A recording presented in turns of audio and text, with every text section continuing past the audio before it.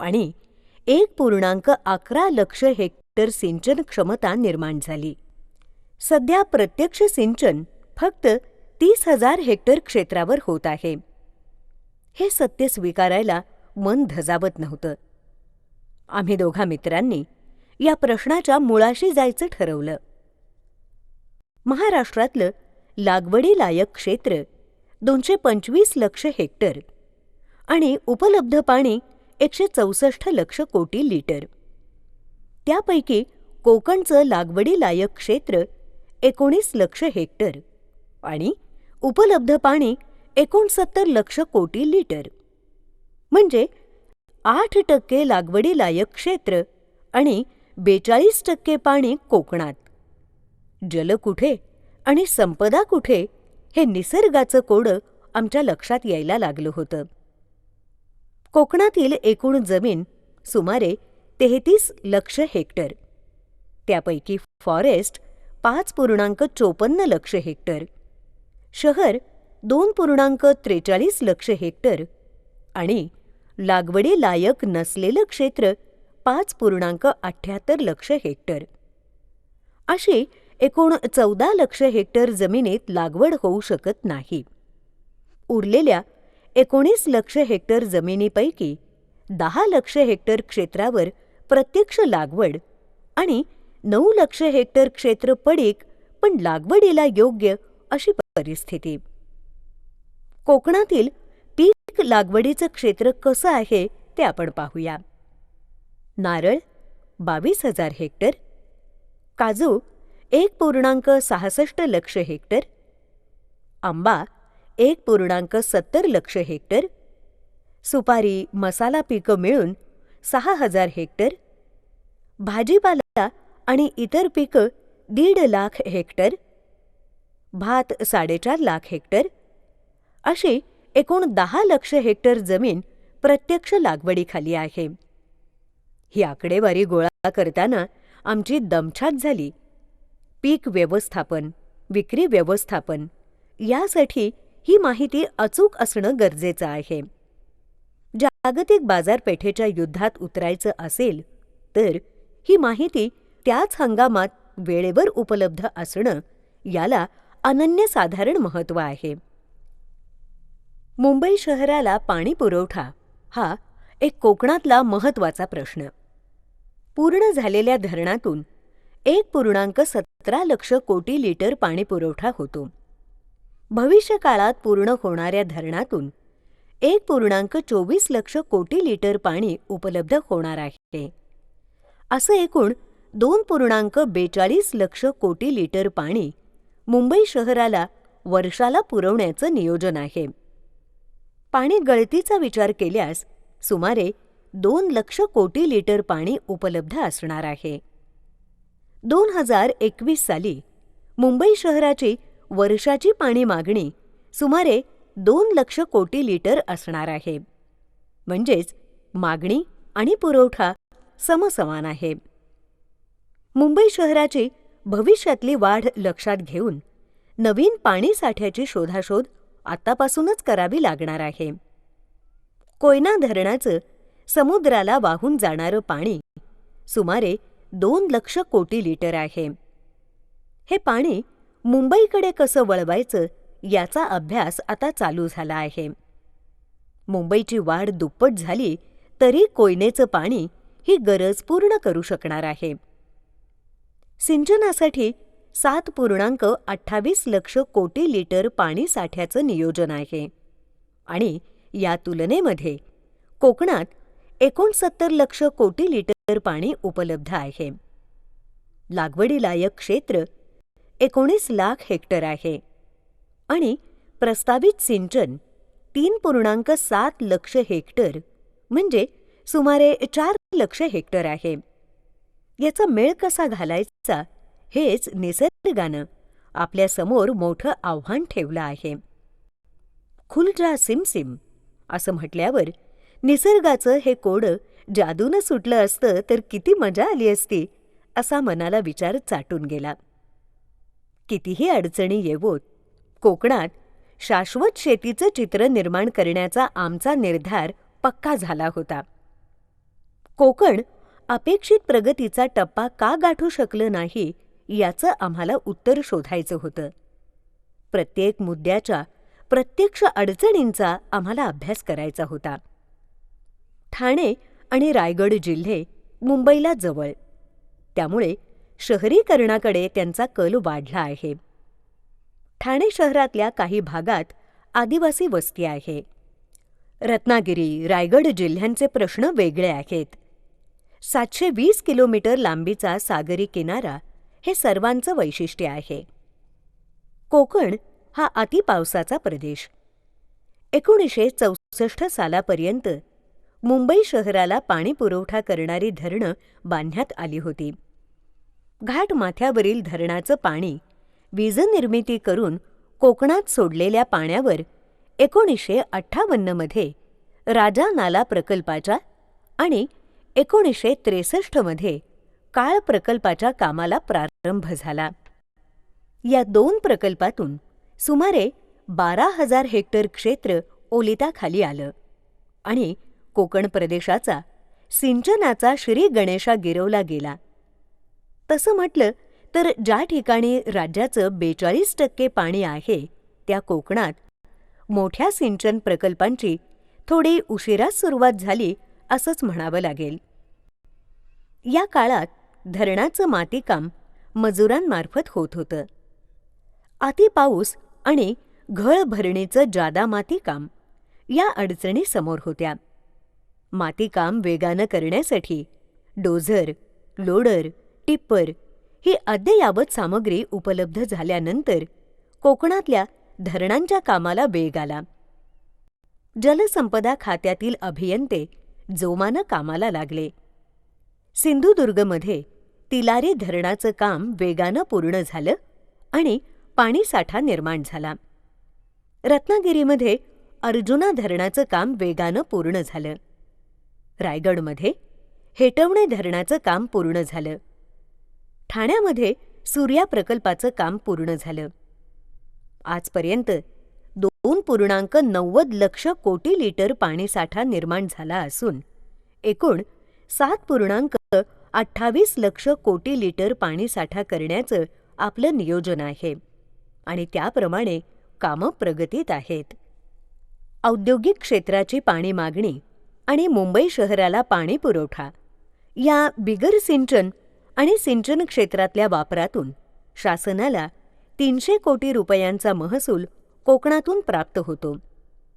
कोकणात सुमारे 10 लाख हेक्टर क्षेत्रावर लागवड होते. त्यातलं प्रमुख पीक भात हे 4.5 लक्ष हेक्टर क्षेत्रावर पावसाच्या पाण्यावर होतं. सुमारे 4 लक्ष हेक्टर क्षेत्रावरील फळबाग लागवड पावसाचं पाणी, विहिरीचं पाणी, नदीतला पावसाळ्यानंतरचा प्रवाह यावर होते. भाजीपाल्याचं क्षेत्र ही नदी, विहिरी आणि नदीतील उपलब्ध पाण्यावर होतं. म्हणजेच कोकणात भिजणारं हे 10 लाख हेक्टर क्षेत्र कोकणवासियांच्या पिढ्यापिढ्यांच्या निसर्गाच्या अभ्यासातून, परिश्रमातूनच निर्माण झालं आहे आणि म्हणून कौतुकाला पात्र आहे. परंतु धरण पाणी साठ्यातून निर्मित सिंचन क्षमता 1.11 लक्ष हेक्टर आणि प्रत्यक्ष सिंचन 30,000 हेक्टर क्षेत्रावर, याची कारणमीमांसा आता आम्हाला शोधायची होती. कोकणातल्या जमिनीचं मालकी क्षेत्र गुंठ्यात, लहान खाचराची उताराची जमीन. पावसाळ्यात इथे 100 इंचापेक्षा जास्त पाऊस पडतो, त्यामुळे भात पीक घेतल्याशिवाय पर्याय नाही. जमिनीवरील माती थराची उंची कमी. खरीप हंगाम संपल्यावर जनावरं मोकाटपणे सोडण्याची इथली पद्धत, त्यामुळे रब्बी हंगामात शेती करायची असल्यास शेताला कुंपण घालण्याची आवश्यकता, पण त्याचा खर्च न परवडणारा. शेतकऱ्यांचं जमीन क्षेत्र लहान तुकड्यात, तेही विविध तुकड्यात विखुरलेलं, त्यामुळे शेतीसाठी सलग पट्टा नाही. पावसाळ्यात अतिपाऊस, पण त्यानंतर पाण्याचं दुर्भिक्ष्य. पावसाळ्यात अतिपावसाची शेती पद्धत आणि त्याप्रमाणे शेती रचना. पण त्यानंतर रब्बी पीक घ्यायचं असेल तर उपलब्ध पाण्याप्रमाणे पीक रचना आणि जमीन व्यवस्थापन. मुंबईकडे उद्योगधंद्यासाठी धाव, त्यामुळे गावात शेती करण्यासाठी मनुष्यबळ नाही.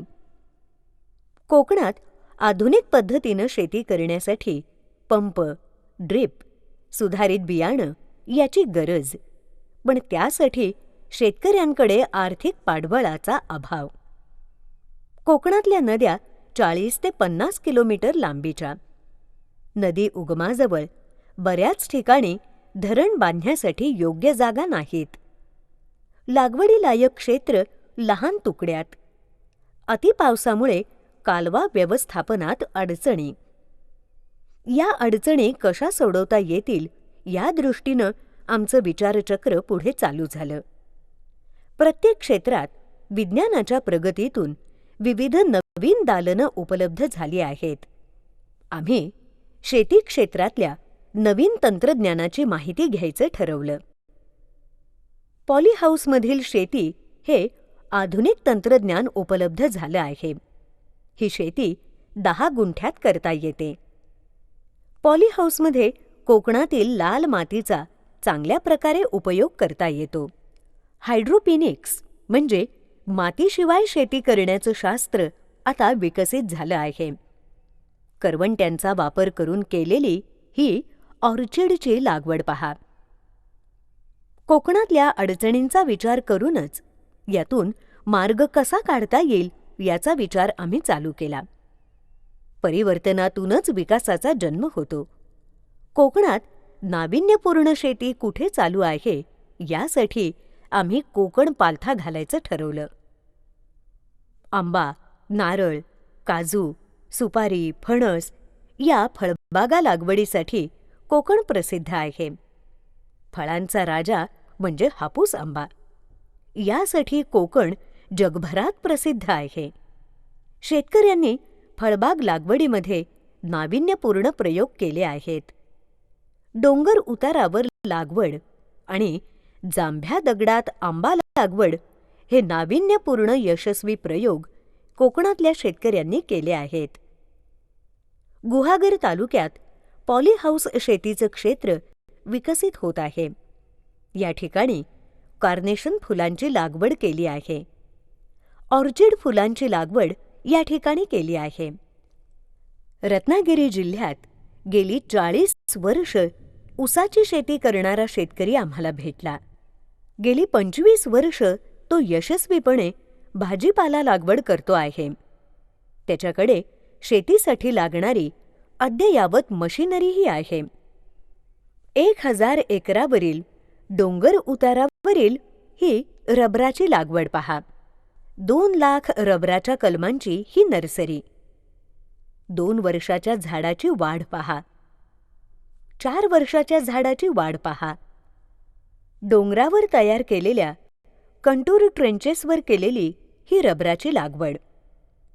पावसाचं पाणी या चरात साठतं आणि जमिनीत पाणी जिरतं.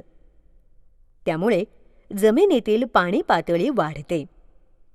याच जमिनीवर घेवड्याच्या वेलाचं ग्रीन मल्चिंग केलं आहे.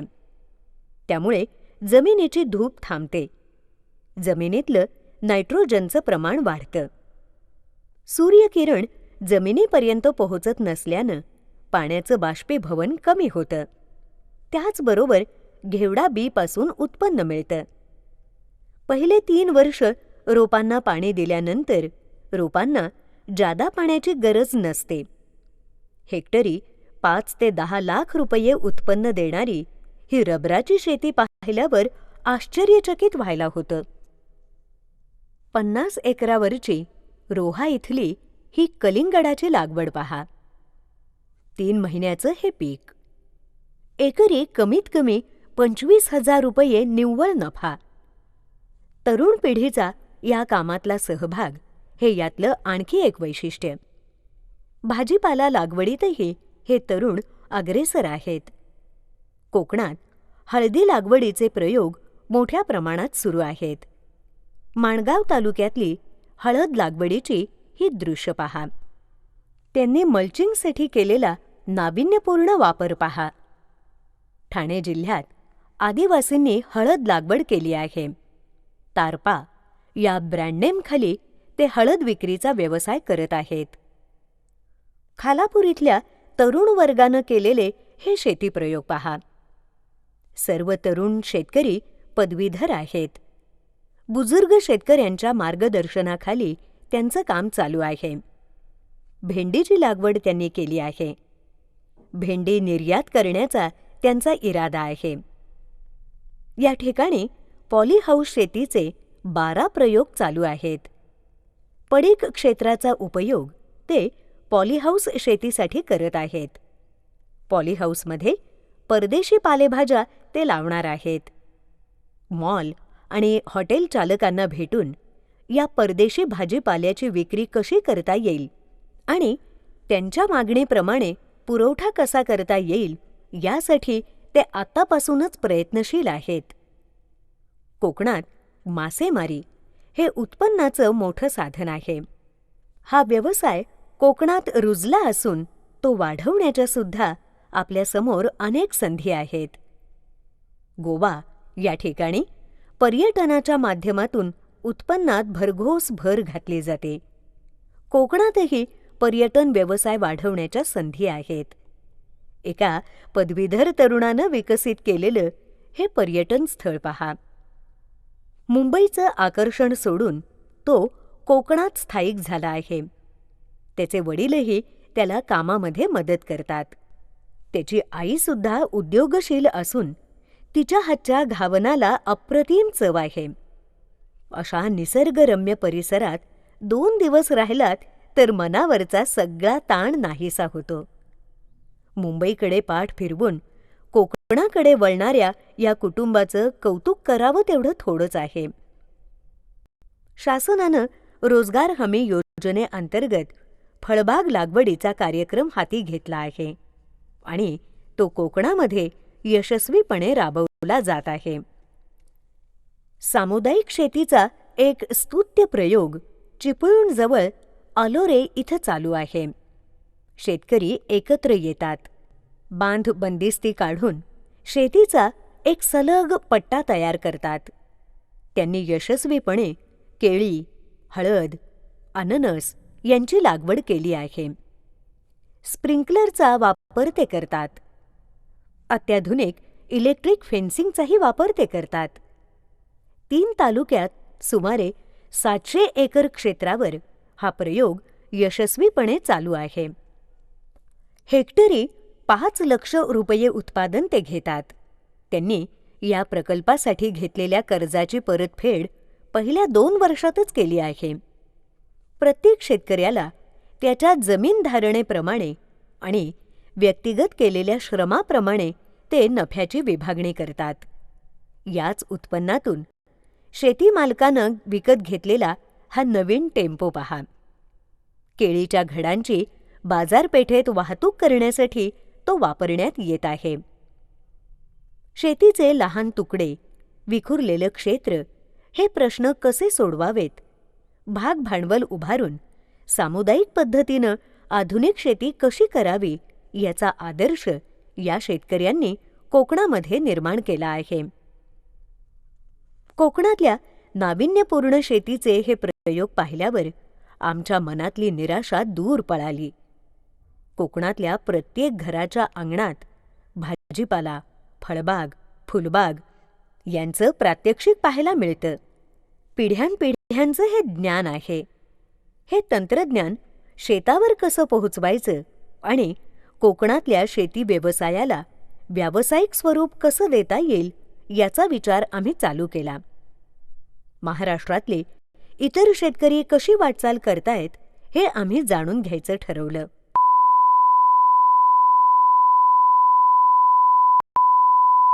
कोकणचं पाणी पेटणार कधी?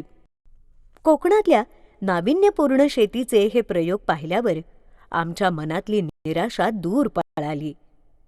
कोकणातल्या प्रत्येक घराच्या अंगणात भाजीपाला, फळबाग, फुलबाग यांचं प्रात्यक्षिक पाहायला मिळतं. पिढ्यानपिढ्यांचं हे ज्ञान आहे. हे तंत्रज्ञान शेतावर कसं पोहोचवायचं आणि कोकणातल्या शेती व्यवसायाला व्यावसायिक स्वरूप कसं देता येईल याचा विचार आम्ही चालू केला. महाराष्ट्रातले इतर शेतकरी कशी वाटचाल करतायत हे आम्ही जाणून घ्यायचं ठरवलं. हा पुण्यातला शेतकरी पहा. 10 गुंठ्याचं पॉली हाऊस, 5 गुंठ्याची 2 शेडनेट, पॅक हाऊस, गोठा, गांडूळ खत, ऑफिस, फार्मर्स क्लब, शेतकरी प्रशिक्षण व्यवस्था आणि मजुरांना आणि स्वतःला राहण्याची व्यवस्था असं त्याचं 30 गुंठ्याचं एकूण क्षेत्र आहे. यातून तो वर्षाला 10 लाख रुपयांचं उत्पादन घेतो आणि 4 लाख रुपये नफा कमावतो. शेतकऱ्याच्या घरात रोज 1,000 रुपये आले पाहिजेत असा त्याचा शाश्वत शेतीचा सोपा मंत्र आहे. गेली 12 वर्ष तो यशस्वीपणे पॉलीहाऊस शेती करत आहे. त्याच्या पॉलीहाऊस प्रशिक्षण कार्यशाळेत महाराष्ट्र आणि इतर राज्यातल्या 2,000 पेक्षा जास्त शेतकऱ्यांनी प्रशिक्षण घेतलं आहे आणि 1,240 पॉलीहाऊसेस महाराष्ट्राच्या कानाकोपऱ्यात त्यानं उभी केली आहेत. अभिनव फार्मर्स क्लब हा 216 शेतकऱ्यांचा ग्रुप आहे. ते वर्षाला 24 कोटी रुपयांचा व्यवसाय करतात. सिन्नर येथील युवा मित्र हा शेतकऱ्यांचा दुसरा ग्रुप पहा. ते अत्याधुनिक पद्धतीनं डेअरी व्यवसाय करतात. फॅट मेजरमेंट आणि प्रत्येक शेतकऱ्याचा दूध पुरवठ्याचा हिशेब ते संगणकाद्वारे करतात. रोज ते 2,000 लिटर दूध संकलन करतात. ॲग्रीमॉलची संकल्पना त्यांनी यशस्वीरित्या राबवली आहे. त्यामुळे खतं, कीटकनाशकं, बियाणं, पॅकिंग मटेरियल या वस्तूंच्या खरेदीवर शेतकऱ्यांना 10 ते 20% सवलत मिळते. पंप आणि ट्रॅक्टर विक्रीचाही ते व्यवसाय करतात. ड्रीपचं साहित्य स्वस्त दरात खरेदी करून सभासदांनी 80 एकर क्षेत्रावर ड्रीप सिस्टीम बसवली आहे.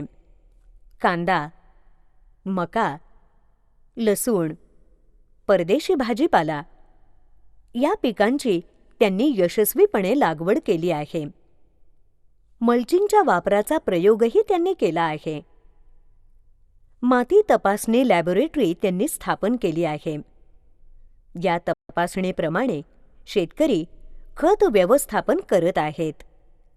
आजपर्यंत या लॅबोरेटरीमध्ये 2,000 पेक्षा जास्त माती नमुने शेतकऱ्यांनी तपासून घेतले आहेत. नाशिक इथल्या वाघाड प्रकल्पाचा शेतकऱ्यांचा हा तिसरा ग्रुप पहा.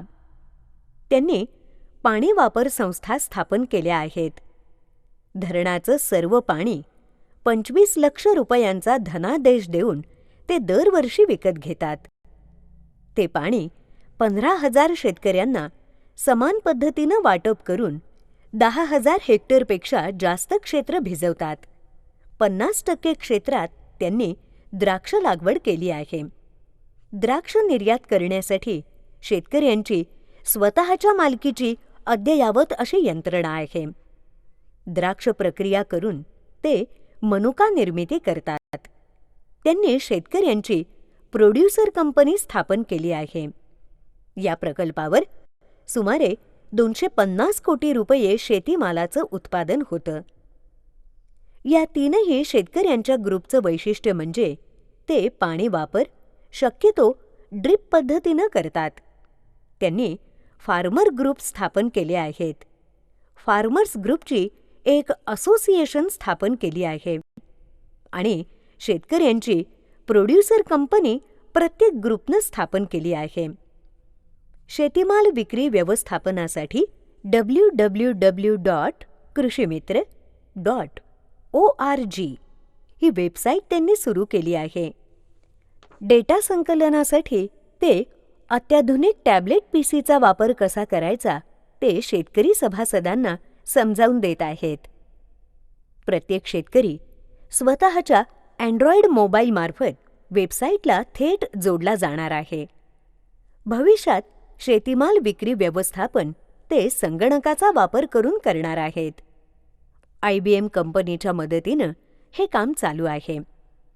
संगणक अभियंते, पाटबंधारे खात्यातील अभियंते आणि प्रगतिशील शेतकरी सेवाभावी वृत्तीनं हे काम करत आहेत. हे काम पूर्ण झाल्यावर महाराष्ट्रातल्या सर्व शेतकऱ्यांना हे तंत्रज्ञान विनामूल्य उपलब्ध करून देण्यात येणार आहे. शेती क्षेत्रातल्या या घडामोडी आम्हाला नवीन